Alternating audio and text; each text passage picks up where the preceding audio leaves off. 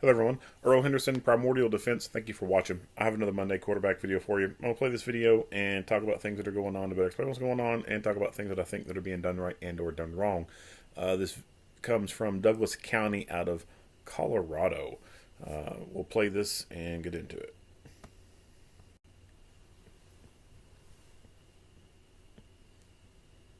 I'm Darren Weekly, Sheriff of Douglas County. I'm here to provide you with an update regarding the tragic events that unfolded on February 8th involving an active shooter incident and an officer-involved shooting at a business in Highlands Ranch. I'm also here to correct some inaccurate information that is circulating in the community.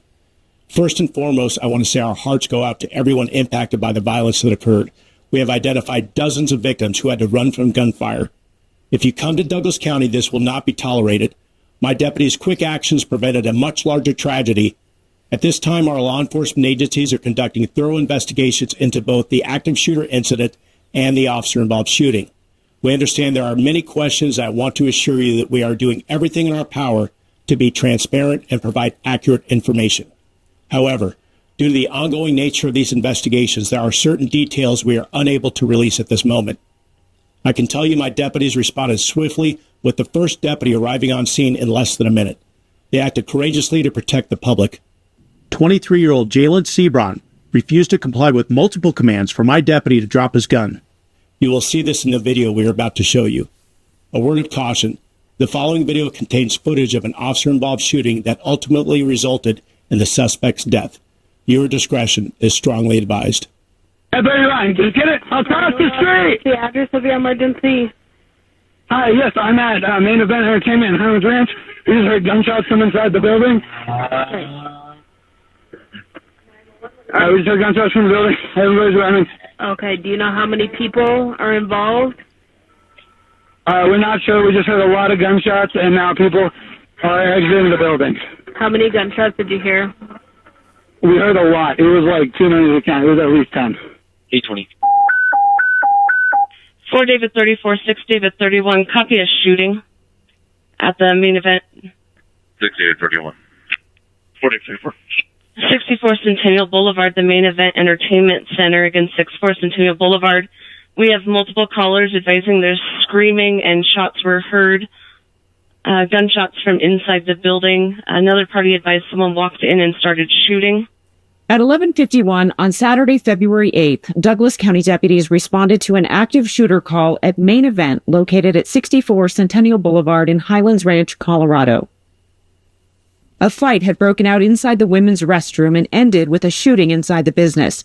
The crowd spills out into the parking lot with people fleeing the business. Jalin Seabron walks around the car that has its headlights on. He's holding a gun in his right hand, pointing it towards people gathered by the pillar in front of the building, even as the first deputy was arriving with his emergency lights activated.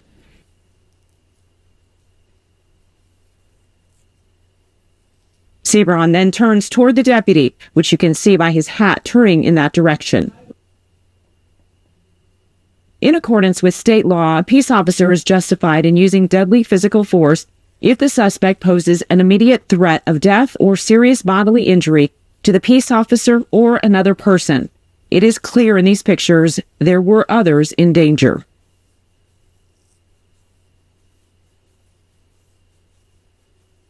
Here is unedited video of what the deputy observed as he arrived. First from his dash camera, then his body-worn camera.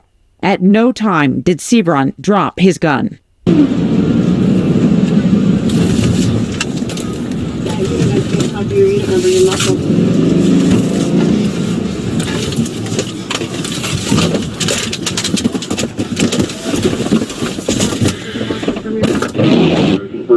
I'll be around 2-3.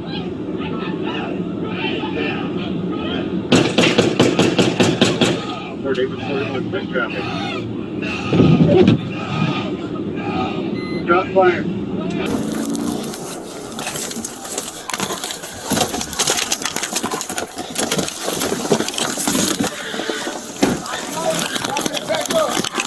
Hey! Drop the gun! Drop the gun now! Drop it!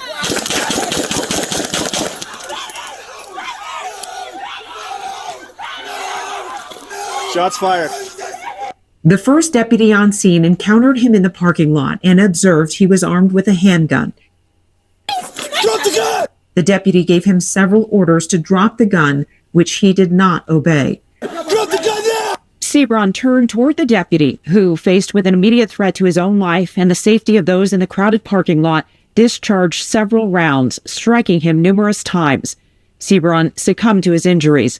Investigators located his gun and, through the course of the investigation, located 2 other firearms. We remain focused on bringing justice and understanding as to what took place. This is an active investigation, and I ask for your patience and cooperation as we work through this complex case. Detectives are still gathering information. If you have additional information, please call Crime Stoppers at 720-913-STOP. That's 720-913-7867. This case will be investigated by the 23rd Judicial District Critical Incident Response Team. All right. Problem solved. Problem staying solved. First things first. I like the sheriff here. I like his stance. I like how supportive he is of his deputy, and shows that. He's not riding the fence. He's not being fair weathered. He is solidly charging forward with that support. Like, you can tell, like, this leader is supporting his people and backing them up. So that's refreshing to see, because I've seen so many of these videos, so many of them, and you get, which not all the time you get to see a chief law enforcement officer talking, but a lot of times it's just a ranking person, and or sometimes it's not even an actual officer. It's just a non-sworn employee who's a speaker. But so many of them, regardless of what position they hold, they take a very neutral stance, and they talk about how they won't draw any conclusions and blah blah blah. But okay, that's fair and impartial. But at the end of the day, police are warriors, and their leaders need to be warriors, and this is the correct approach, in my opinion. You have to support your people, and not just, it's one thing to support them at the station, right, out of the public eye. But he is going in the public eye and giving that support where it is needed. So I really like that. I just based off this, I don't know, kind of got kind of a feeling that it might be a pretty good place to work for. So this Main Event Entertainment, that's a pretty darn big building. I don't know much about this place at all. It's a very large building. I would not be surprised if it's something like a bowling alley / multiple, kind of attractants inside there. So, and obviously it's going to be a place that is probably serving alcohol, which is obviously a thing of an attractant on why you have so many people there, and why you have so many people who would be engaged in this kind of behavior. So I'm going to do a quick search on my phone here for Main Event Entertainment Colorado. And of course, when I want to do this search,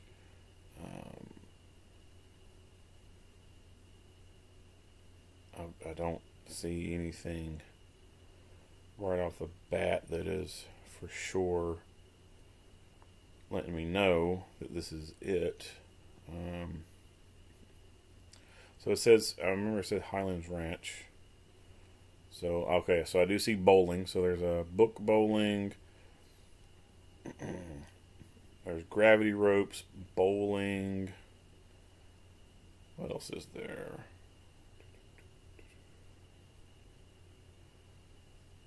book a party. So I guess they got some, yeah, it says private party rooms, big screen TVs. They got 22 lanes of state-of-the-art bowling, gravity ropes, laser tag, and over 100 games. It's also one of the best venues for birthday parties, group events, company holiday parties, and even team building. 50,000 square feet of excitement to make your event special. And I'm sure there has to be. It doesn't mention anything about a bar, but there would have to be. Yep. So down here at the bottom it says food and bar. So it's a place that serves food and alcohol. So this is kind of a common thing across the country, a bowling alley with a bar attached to it, and it kind of becomes the attractant for some of the bar crowd. Our town has one.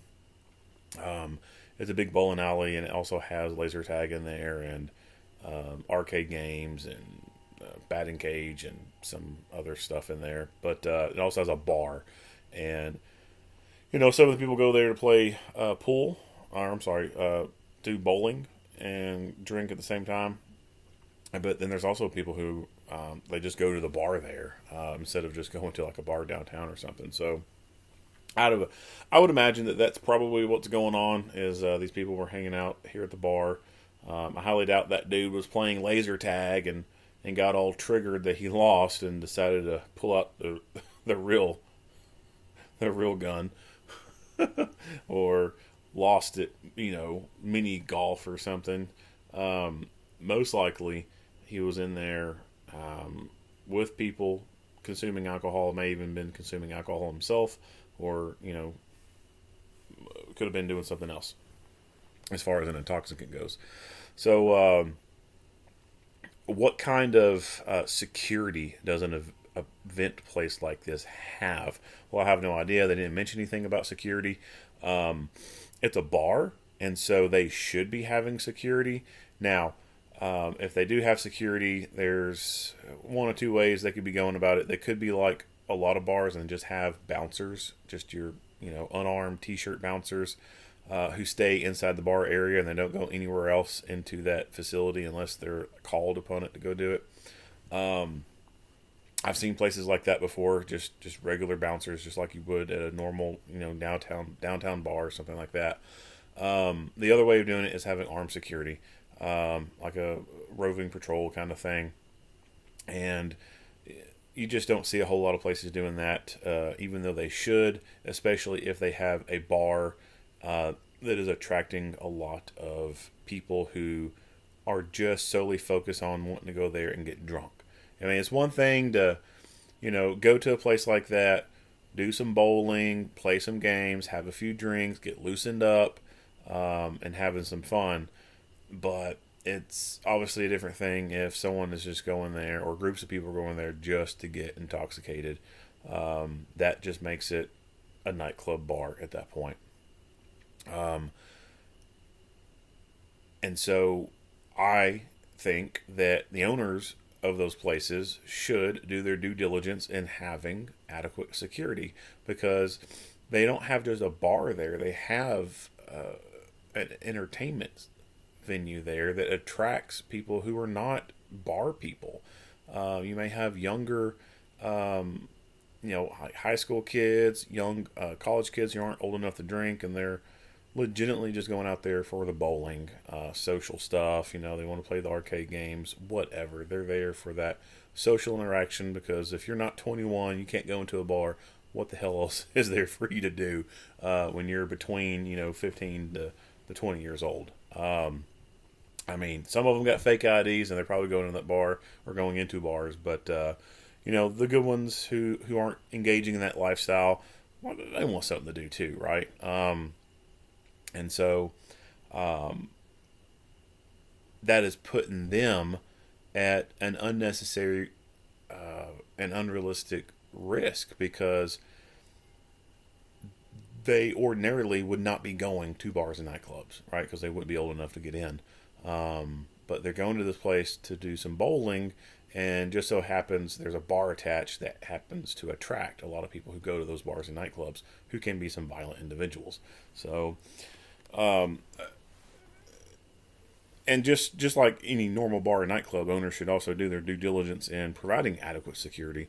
But I think more so for places like this that just have such a large eclectic group of people there. Now,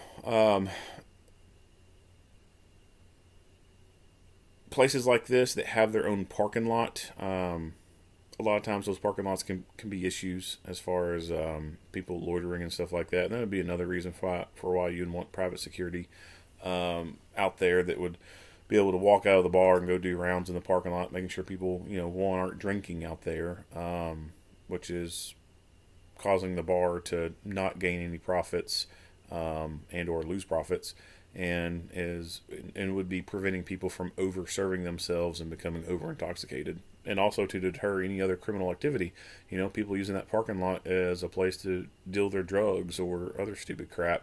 If you're going to a place, an entertainment center, or even a bar and nightclub, like why are you hanging out in the parking lot? Like, it's not Night at the Roxbury. The outside is not the bar, right?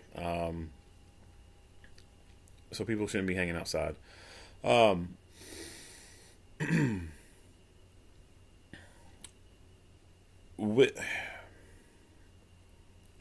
With some of the places I've seen before, going out of town, and then even in town here, the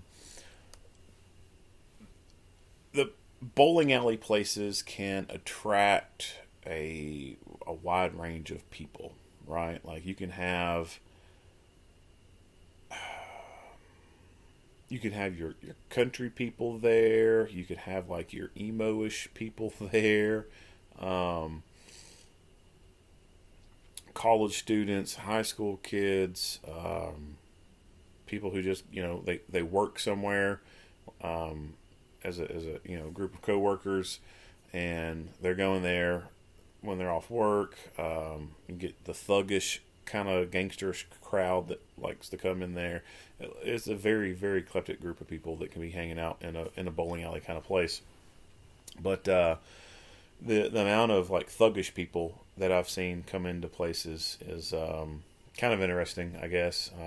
Like, I don't know why they aren't just going to the bar that caters to that lifestyle and that way of things. Because they exist. So like, why are they, I don't know, going to a bowling alley place? And sometimes I haven't even seen them bowl. So I don't know. It's just something that's kind of always stuck out to me. It's kind of like an odd sight in my opinion. But anyway, with that kind of crowd coming in there, like, you definitely are going to need to want to have security. But like I said, no idea if those people had security or not. So we got to see from his body cam footage inside the vehicle, getting this main event. Getting this call, and boom, he automatically goes for the rifle and goes to get. Here, back this up some, and we go forward. Give me a couple seconds here to get this video paused where I want it to. Oh, I went way too far back.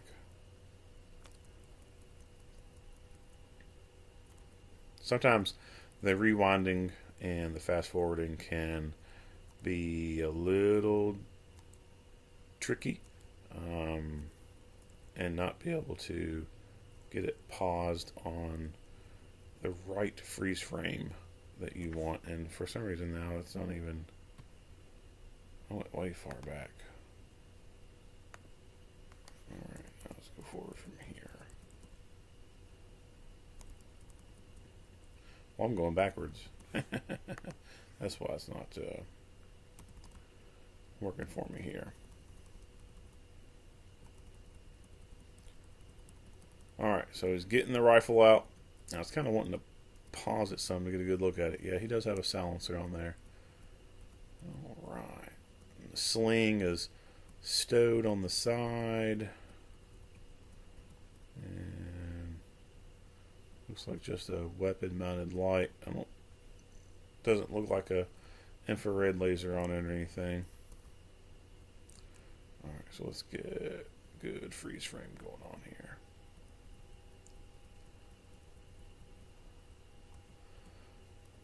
All right, so one of my biggest complaints when it comes to officer-involved shootings where they have the opportunity to get a rifle out and it doesn't happen. That is one of my biggest complaints. Now, not every scenario is going to allow the person to get a rifle out. But incidents like this where you're going to the call and it's over the radio, shots fired, you have that opportunity to get that rifle out and get it dangered up and ready to rock and roll. So many times we just do not see this happen, and it's neglect, in my opinion, because that's not the way to be doing things. If you're going to a gunfight, bring a rifle and bring your friends with rifles, because rifles stop gunfights really fast. They stop bad guys really fast compared to pistol. Pistol sucks. Pistol ammunition, I don't care what caliber you have, 9, 40, 45, 10 mil, it doesn't, they all suck compared to rifle. And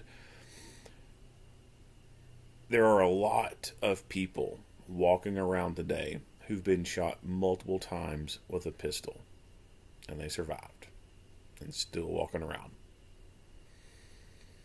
There are not that many people who've been shot with a rifle and are still walking around. There's some, but not as many as there are who've been shot with a pistol and are still walking around. With rifles, you get more accuracy with them because they have longer barrels. You have more points of contact on there with them. And the terminal ballistics is just night and day. It's just night and day.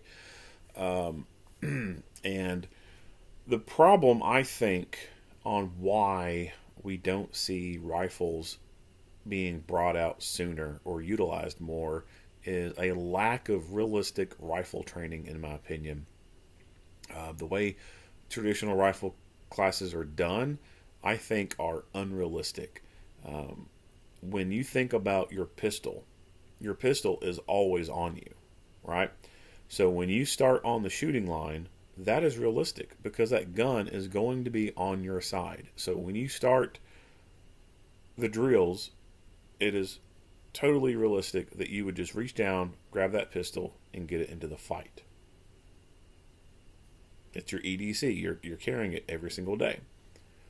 When it comes to rifle training, it is not realistic that you're going to be starting with a rifle in your hands.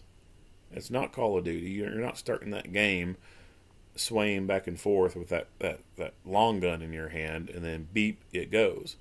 You have to go get that rifle from somewhere. And in the training, I think that lack of a realistic approach can be a contributing factor into why we are not seeing officers deploy their rifles sooner when they need to be. Because all they're doing in the rifle classes is standing on the line with their rifle and then shooting. Yes, they may be doing good learning the manipulation of the rifle and whatnot, but I think that it could be, in a way, creating a bit of a training scar because they are not going through the process of getting that rifle out and into the fight. There are so many videos that I've reviewed where you see the officer on camera retrieve the rifle let me back this up. Of the ones who actually do get their rifles out, which is not that many, of the ones who actually do get their rifles out, a lot of them, what I see is they forget to take protective caps off of their sights, or the sight is turned off and they have to turn it on, and they forget to do that. You'll see them bring the rifle up to sight it and then realize, oh, the sight's not turned on. They don't immediately deploy the sling if it's in a stowed position, and then they're having to tinker with it at a later time when they don't need to be tinkering with it. And I think that the reason that happens is because they are just not accustomed to getting that rifle out in a martial manner, not from a fighting mindset type of way. They are grabbing this rifle in what could be described as an administrative manner. They are unlocking the rack, pulling the rifle out of the mount, or opening the trunk and pulling the rifle out, and moving it from the trunk to the firing line, where they are not removing any caps at that point, not deploying the sling at that point, not turning the sight on at that point. They walk the rifle over to the line, probably show clear or something like that, pull the handle back, maybe put him in a red flag. They go through the talking stuff of the class, and then they get the rifle, sling it, load a mag, and then wait for the command to shoot, and then start the shooting in the class. That is not realistic. And so when you do that over and over and over, you just nonchalantly go get the rifle out of where it's at and take it to the line and set it there, do your administrative talking stuff, and then get the gun out or up and then do that. That is not a martial fighting way of doing things. Instead, I think the realistic best thing to do is start off rifle training with having to get the gun out and dangering it up, getting it ready for the fight. Because a lot of places you have to get that rifle ready for the fight. It's stowed in a patrol ready mode, meaning the magazine's full, but the bolt has not been charged. There's nothing in the chamber. It's just an empty chamber. And that's a very common thing to do so that you don't have a negligent discharge when the rifle's being transported in the vehicle.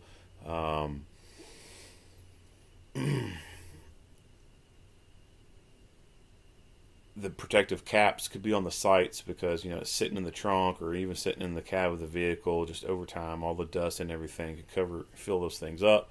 And so you don't want, a lot of times you just don't want your sights uncovered like that and dust and everything getting in it. So,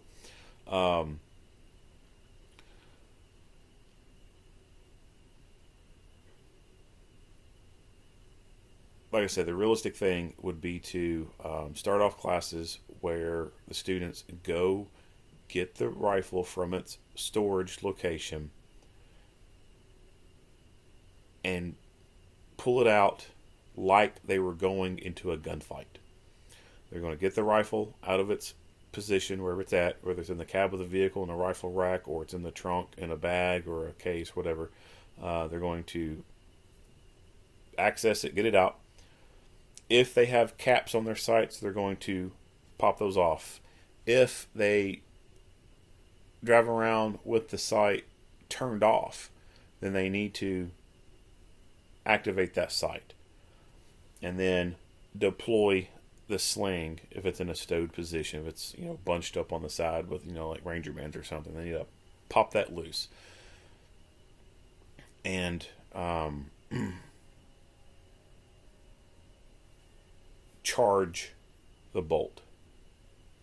Get that thing dangered up, ready to fight. Incorporate that multiple times into the class in the very beginning. Like the first, 30 minutes or so of the class shouldn't even be any shooting. It should just be getting students in that flow of getting the rifle ready for the fight. Going to where it's stored at, getting it out, and getting it ready for the fight. And then getting on the line and working the gun.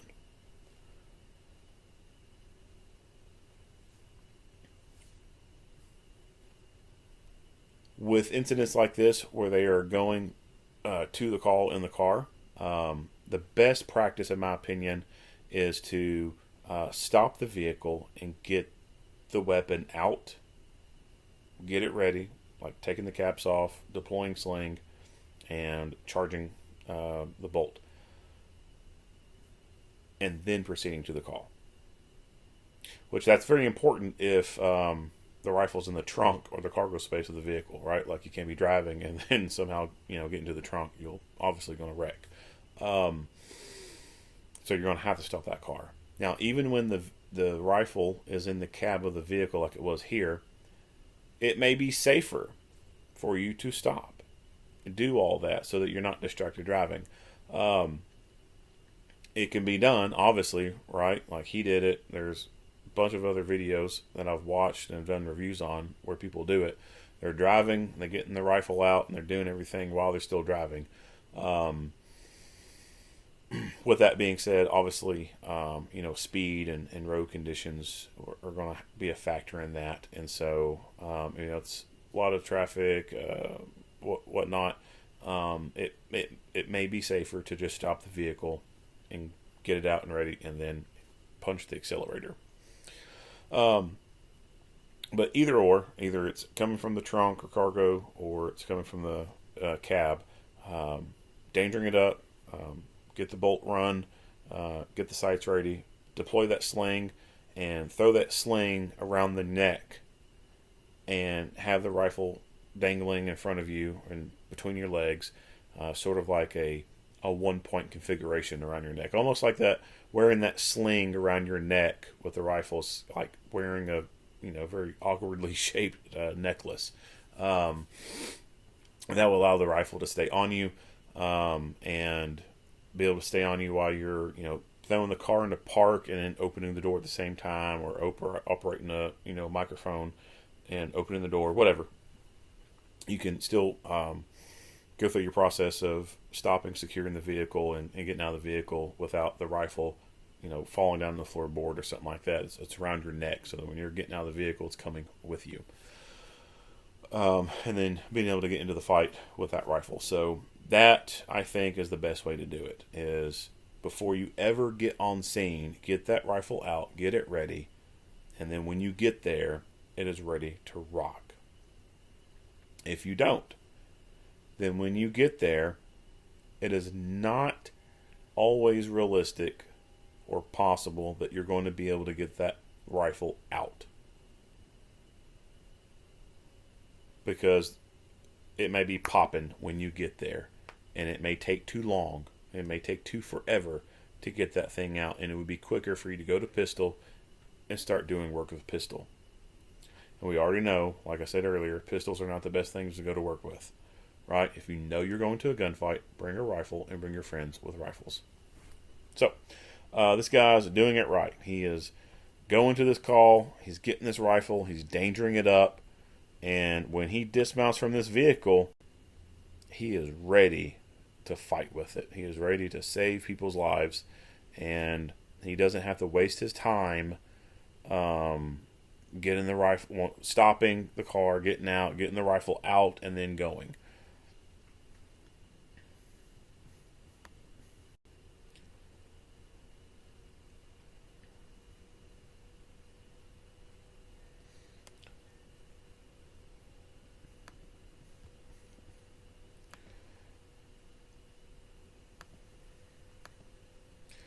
So officers pulling in, and dude's coming around the car. The blue and red lights are on. Like, there's just no way, in my opinion, that this dude was just completely oblivious to this deputy being here. Now, maybe it's possible that after shots being fired, him, whoever he was shooting at, and he's obviously fixated on someone over here, right? Like, he's looking over here. So he may have had some tunnel vision going on, maybe didn't see the deputy coming up. But as far as the flashing lights and everything, like, I just have a hard time believing that there's no way he did not see that. And so, like, he had to have known police were there. And so, when you hear people complain, "Oh, the deputy didn't announce himself. He didn't yell police."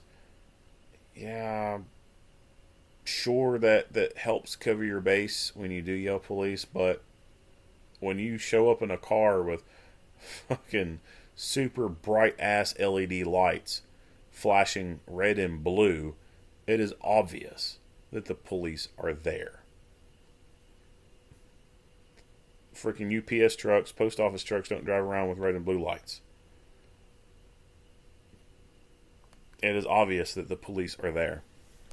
And when he starts yelling at him, "Drop the gun, drop the gun," again, that is another obvious indication that the person yelling at you is a police officer, even absent of the blue lights. Someone yelling, not just yelling, but issuing clear, authoritative commands.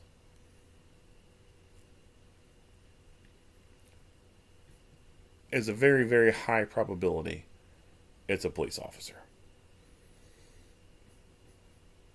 Clear, authoritative, articulable, non dialected, accented voice. You know, he was yelling very clear. He wasn't saying, "Hey, bruh, put that gun down, bruh."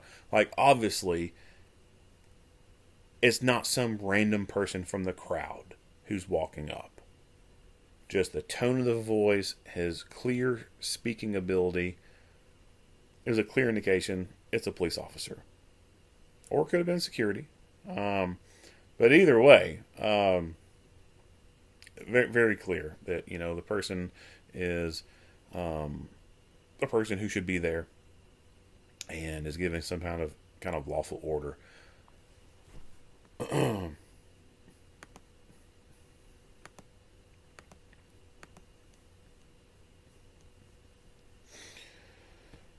So he's given these verbal commands even before the dude ever got to this side of the vehicle. Gave those verbal commands to drop the gun. The dude refused to drop that gun. Goes towards the vehicle to the side to get in. And then, with gun still in hand, see if I can get this to freeze frame just like they got to freeze frame. There we go. So going forward now. Gun still in hand, turning and looking at the officer. He has still refused to drop this gun at this point. And this right here is probably the most dangerous moment for this officer, because aside from the fact this guy has not dropped the gun, this guy has now turned to acquire a sight on this officer, see where he's at, and be able to start making those mental calculations on how he could produce that gun towards that officer and fire. So he's going through his own OODA loop at this point, right? He's observing where the officer's at. He's orientating himself to this officer, and he's making a decision. He's formulating a decision in his head, and he has not acted yet.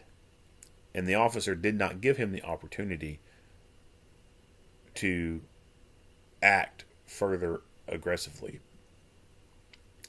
And some people could argue, well, he also didn't give him the chance to act to drop the gun. No, he gave him the chance to drop the gun multiple times. And it's to this point where this guy has refused to drop a gun, as now he is observing and orientating himself to this officer. Attack is imminent. Attack is imminent. And generally, action beats reaction. This guy could have very quickly pulled the gun up and started dumping on the officer. And the officer may have gotten one round off before taking one in the face. Action generally beats reaction. If you ever played a game where you're standing in front of someone and you stick your hands out towards them, and your palms are facing down, and they stick their hands out and they put their palms under your palms, and they quickly take their hands, move them out from under your hands, from your palms, and come across the top of your hands and smack them. They'll do a very quick pull their hands out and smack the top of yours before you can jerk your hands away to prevent them from smacking your hands.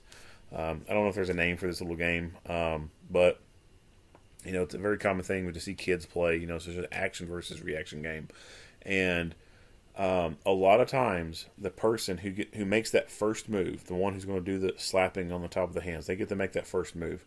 Generally, they can move their hands quickly enough and slap the top of your hands before you can pull them away. And you know what's coming. Like you've obviously engaged as a participant in this game where you know the person's going to slap your hands. You know it's coming. But a lot of times you just cannot quickly move your hands enough to prevent that other person from slapping the top of your hands.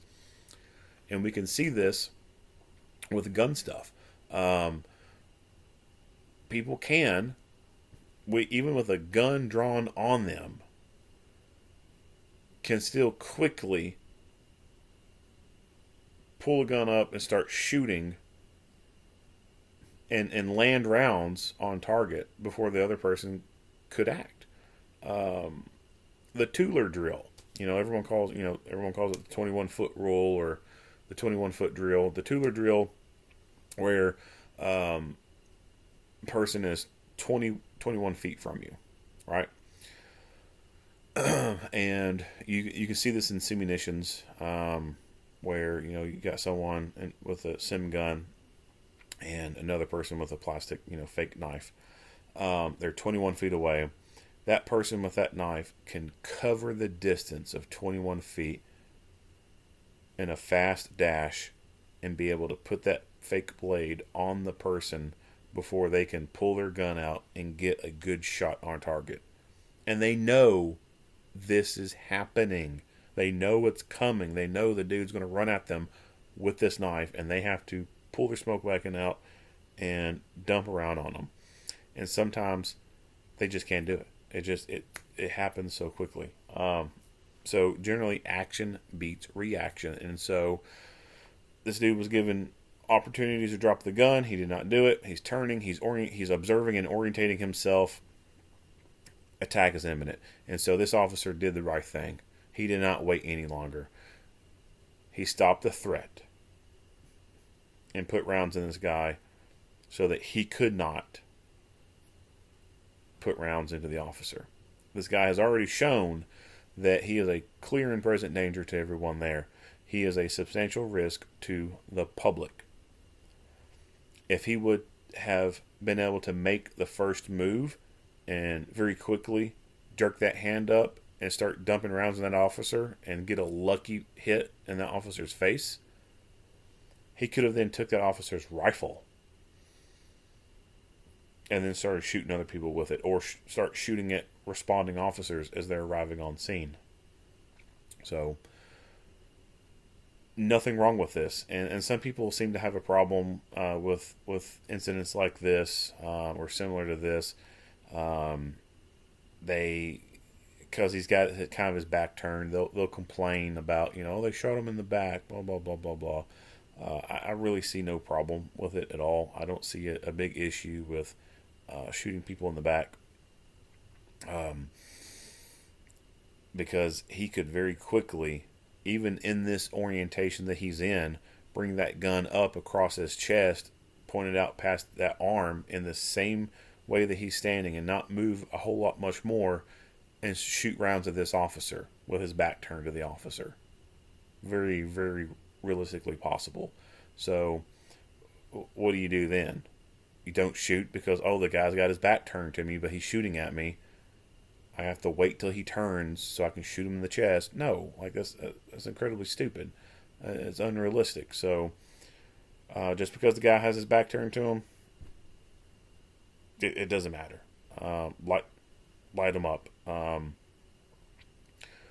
You can still get to the heart from the back, just the same as you can from the front.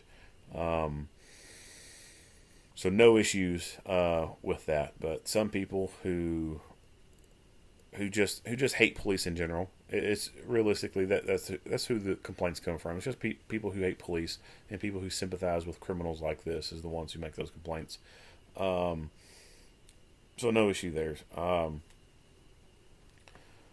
He fired, I guess, what he thought was the necessary amount of rounds to stop the threat, because the guy eventually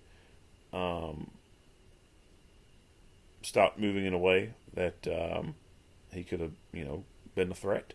Obviously, we don't get to see the entire video from body cam footage of what happens after he dumps him.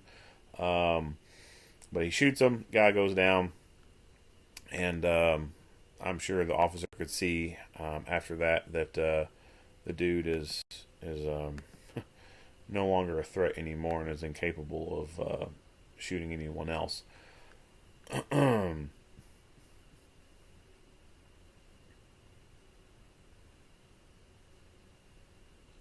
See here, I talked about the venue and the security at places like this. Talked about rifle training, action versus reaction.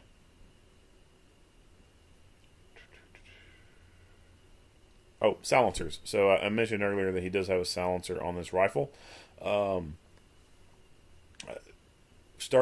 We were seeing more and more silencers on patrol rifles, and seeing more and more silencers in the hands of just regular citizens, and we're seeing some legislation being proposed to deregulate silencers, remove them from the goofy NFA law, to take away all that red tape on acquiring them. Silencers, I think, are a necessary component for a fighting rifle. Contrary to what Hollywood tries to make people believe, silencers do not make it completely silent. It just doesn't happen. You can even hear in this video when he shoots, it's still pretty loud. But what it does is it brings the guns down to a safe sound level for the ears, so that it doesn't cause hearing damage. And for fighting guns, aside from the silencer protecting your ears from damage, that decreased noise also allows you to communicate better, either with people there with you or on the radio, when you're needing to talk on it, and you don't have as much ringing in your ears going on as you would after having fired a rifle without a silencer on it. Silencers also reduce recoil and improve accuracy as well. So those two are, two big pluses in my opinion. Why would you not want more accuracy? Why would you not want, reduced recoil? That's pretty good. And of course, aside from the sound reduction, there's also a muzzle flash reduction. In this low light kind of scenario where, he would not even have to really use white light, he still has enough ambient light there to see enough data to make decisions. But even if there was a less light and he had to use flashlight, the muzzle reduction at that point still doesn't really matter. Really, where it matters the most is when you're using night vision. That makes it a whole lot better to shoot the gun because you don't have your nods flaring out on you from big old muzzle flashes. So silencers are starting to become more popular. They've been gaining popularity for the last few years, and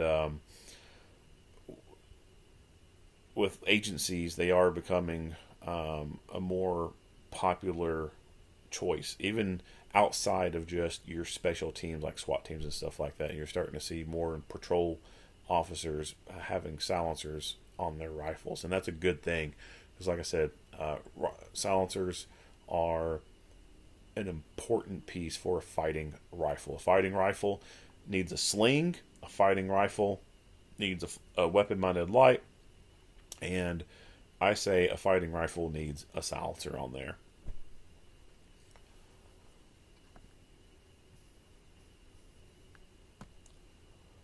All right, not much else to say about this video. If you like what you hear and see, go ahead and give me a like and a share. If you have not already, hit the subscribe button and stay tuned for more Monday quarterback videos. Earl Henderson, Primordial Defense. Thank you for watching.